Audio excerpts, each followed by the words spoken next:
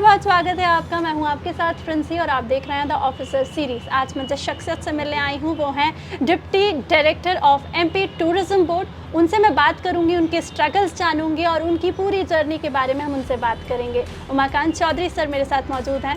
Umakant sir, आपका बहुत स्वागत है। धन्यवाद। सर, आप बहुत सारे पदों पर रहे हैं पहले भी। पहले आप मुझे एक पूरी लिस्ट बताइए, आप किस किस पद पे आसीन रहे। देखिए, बेसिकली मैं पुलिस ऑफिसर हूँ और मैं 99 में पुलिस में भर्ती हुआ था। एज ए सूबेदार पद पे मैंने पोस्टिंग ली थी पहले, और उसके बाद मैं विभिन्न ज़िलों में कार्यरत रहा हूँ। मैंने ट्रैफिक टीआई के रूप में भी और रक्षित निरीक्षक जो रिजर्व इंस्पेक्टर होते हैं उस पदों पर भी काम किया हुआ है। और उसके बाद जब मैं डीएसपी पद पे प्रमोट हुआ तो मेरी पहली पोस्टिंग इंदौर में हुई as a DSP fire services, क्योंकि यहाँ सिंहस्थ जो 2016 में हमारे यहाँ उज्जैन में हो रहा था, उस सिंहस्थ में मुझे फायर डिपार्टमेंट की जिम्मेदारी मिली थी। और चूँकि मैं उसके पहले उज्जैन में एज ए ट्रैफिक टीआई 4 साल रहा था, तो उस वजह से मुझे सरकार ने वहाँ पे पदस्थ किया और सिंहस्थ के दौरान हमने डीएसपी फायर के रूप में वहाँ काम किया। और उसके बाद फिर इंदौर शहर में मुझे ट्रैफिक डीएसपी के रूप में काम करने को मिला। बाद में जब कमिश्नर सिस्टम यहाँ इंदौर में आया तो फिर एज ए एसीपी ट्रैफिक मैं यहाँ पे पदस्थ हुआ। और फिर उसके बाद टूरिज़्म डिपार्टमेंट में एज ए डिप्टी डायरेक्टर मेरी पोस्टिंग अभी की गई है, जिसमें मैं एडवेंचर, वाटर टूरिज़्म और फिल्म्स को लेके अपना वर्टिकल देखता हूँ। उसमें मैं नोडल ऑफिसर रहता हूँ। तो बहुत सारी एक्टिविटीज़ हम इसमें आने वाले समय में अभी करने वाले हैं। इस बारे में मैं आगे बात करूँगी। सर, सिविल सर्विसेज की तरफ आपका झुकाव कैसे हुआ? कैसे पता लगा कि आपको सिविल सर्विसेज में जाना है? देखिए, मैं बहुत बड़े शहर से नहीं आता हूँ, मैं छोटे से कस्बे से आता हूँ। बरेली एक जगह है रायसेन ज़िले में, वहाँ पे मेरी शुरुआती जो एजुकेशन है वो हुई है। और हम जब देखते थे तो प्रशासनिक पदों के जो लोग हैं, चाहे वो एसडीएम हों या एसडीओपीज रहे हों, सीएसपी हैं या कलेक्टर या एसपी रहते हैं, तो एक शुरू से मन में एक इनके प्रति एक अलग से लगाव रहता था कि इस तरह के पद होते हैं जिनमें हम लोगों के लिए कुछ कर सकते हैं, समाज के लिए कुछ कर सकते हैं, या बहुत सारी ऐसी चीज़ें हैं जो हम नियम और कायदे कानून ये इसमें रह के हम नए क्रिएट कर सकते हैं। तो उसको लेके शुरू से मन में था और वही एक वजह रही कि आफ्टर ग्रेजुएशन मैंने अटेम्प्ट किया और पहले ही अटेम्प्ट में मैं जो है इसमें सफल हो गया। That is great. सर, अब की पढ़ाई में और जब आपने पढ़ाई की होगी तब बहुत डिफरेंस है। आज बहुत सारे डिस्ट्रैक्शंस हैं, आपके टाइम पे वो डिस्ट्रैक्शन शायद कम होंगे या फिर होंगे भी तो ना के बराबर होंगे। आज के बच्चों के लिए जो डिस्ट्रैक्शंस हैं वो ज़्यादा हैं, तो उन बच्चों के लिए वो कैसे पढ़ाई करें? देखिए, डिस्ट्रैक्शन तो हर जगह रहेंगे। आपको यही सोचना है कि जो भी आप कंपटीशन एग्ज़ाम की तैयारी कर रहे हैं उसके लिए आपको ये जानकारी होना चाहिए कि क्या क्या ज़रूरी है उस कंपटीशन एग्ज़ाम में बैठने के लिए और समय को आप कैसे मैनेज करें। मैं हर जगह हर प्रोग्राम में मैं अक्सर कहता हूँ कि अगर आपने टाइम को मैनेज कर लिया, आपकी जो दिनचर्या है वो कैसी होनी चाहिए, अगर उसको आपने मैनेज कर लिया तो आप हर जंग जीत सकते हैं। लोग कहते हैं समय नहीं है, लेकिन समय बहुत ज़्यादा होता है, 24 घंटे होते हैं और उसको आप अगर मैनेज करेंगे तो बहुत अच्छे से आप फोकस कर पाएंगे अपनी सब चीज़ों के लिए। आप दिन की शुरुआत करिए, आप योगा करिए, एक्सरसाइज करिए, मॉर्निंग वॉक करिए, जिम जाइए। तो एक हेल्थ जो है वो अगर आपका अच्छा होगा तो आप बहुत अच्छे से बाकी चीज़ें मैनेज कर पाएंगे। जो स्ट्रेस होता है उस लेवल को भी आप अच्छे से मैनेज कर पाएंगे। साथ में पढ़ाई का जो तरीका है वो भी आपके लिए जानना बहुत ज़रूरी है। आज का जो दौर है उसमें मोबाइल और इंटरनेट जो आ गया है, उसमें ये सबसे बड़ा कारण है कि लोग इसमें अपना समय ज़्यादा, जो स्क्रीन टाइम है वो बहुत ज़्यादा होता है।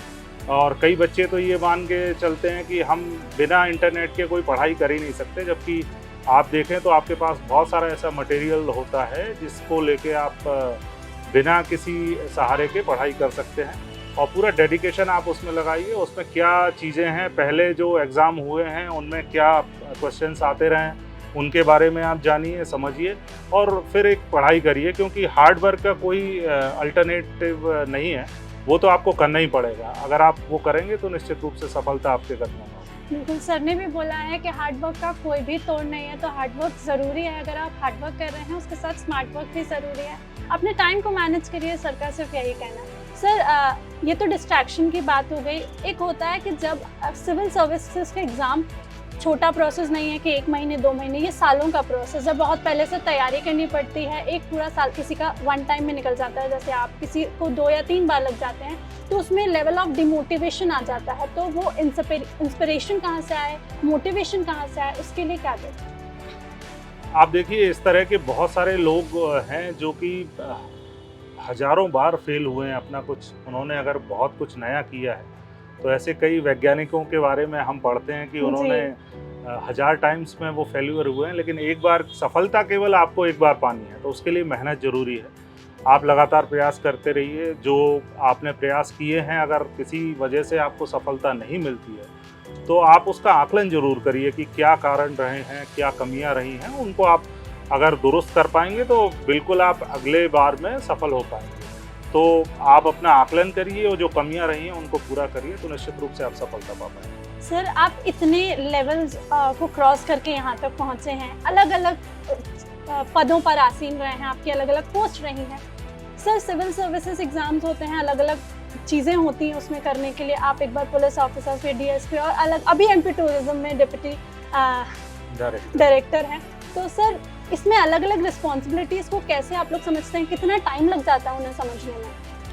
देखिए, जब हम लोगों की ट्रेनिंग होती है इसमें इस बात के लिए कि आप कैसे आपके वर्क प्लेस पे कैसे आप काम करेंगे। एज ए पुलिस ऑफिसर बहुत डिफरेंट टाइप का वर्क होता है, और एज ए अदर एडमिनिस्ट्रेटिव जैसे कि मैं अभी काम कर रहा हूँ, लेकिन काम क्या आपको करना है उसके बारे में आप जानकारी रखिए। जो पब्लिक डीलिंग है वो आपको आनी चाहिए। जो नियम कायदे कानून जो पॉलिसीज़ बनाई हुई हैं उसका ज्ञान आपको होना चाहिए। तो ये सारी चीज़ें करेंगे और काम को लेके आप इस चीज़ में भरोसा रखेंगे कि हाँ, मुझे कुछ अच्छा करना है, लोगों के लिए अच्छा करना है। लोगों से जो आपका संपर्क है वो लगातार बना के रखिए।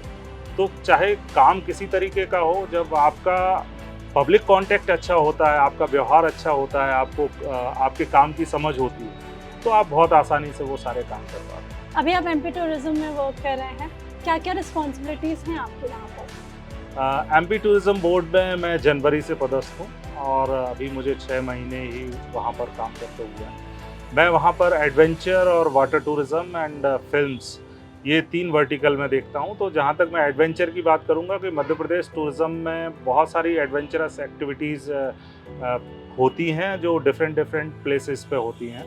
जैसे कि अगर मैं एयरवेज एक्टिविटीज़ की बात करूँगा, तो अभी हमने स्काई डाइविंग इवेंट कराया था, जो कि भोपाल और उज्जैन में कराया था।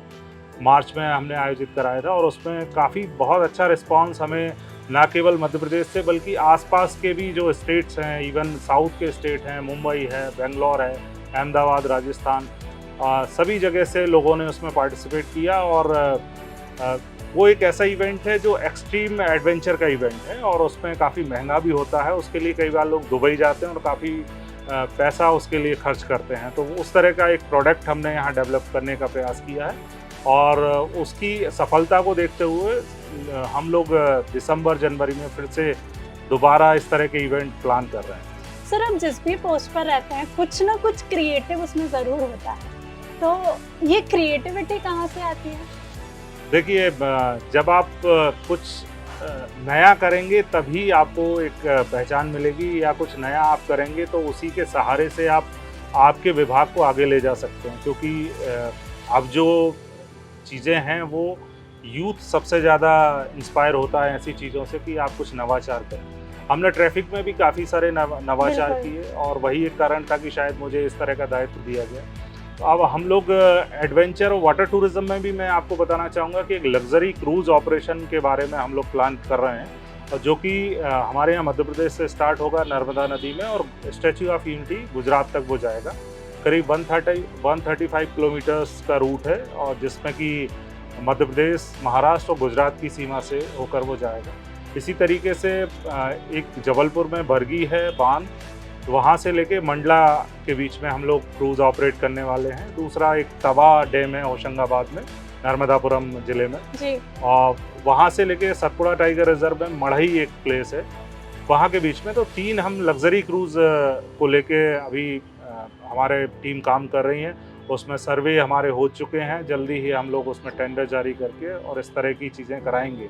और आगे आने वाले टाइम में हम लोग एक मध्य प्रदेश को एक ऐसा स्टेट बनाना चाहते हैं जिसमें सभी तरह की एक्टिविटीज़ हों, चाहे वो एयर बेस हों, चाहे लैंड बेस हों, चाहे वाटर बेस एक्टिविटीज़ हों। ये सारी एक्टिविटीज़ के बारे में हम लोग प्लान कर रहे हैं और आने वाले टाइम में आपको इस तरह की एडवेंचरस वाटर स्पोर्ट्स की एक्टिविटीज़ बहुत सारी मध्य प्रदेश के विभिन्न ज़िलों में देखने को मिलेगी।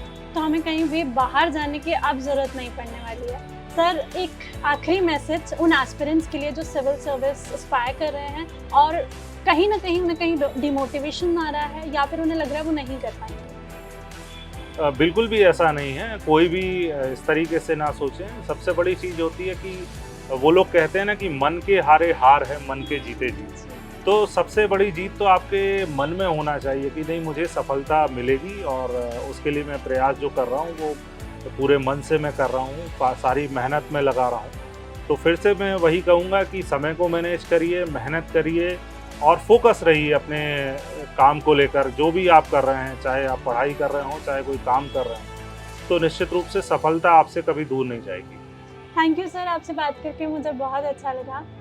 Thank you very much. तो ये थे उमाकांत चौधरी सर जिनके साथ मैंने बात की है और इनका जज्बा, इनके स्ट्रगल, इनके डिस्ट्रैक्शन सब कुछ सुन के मुझे यही लग रहा है कि आप भी ऐसा कुछ अचीव कर सकते हैं। सिविल सर्विसेज भले ही जैसा एग्ज़ाम हो या उसे कहें बहुत ही हार्ड एग्ज़ाम हो, लेकिन आपका मन अगर कहता है कि आप कर सकते हैं तो आप बिल्कुल उसे अचीव कर सकते हैं। ऑफिसर सीरीज़ में आज के लिए बस इतना ही। This is Princy Jain signing off. You take care.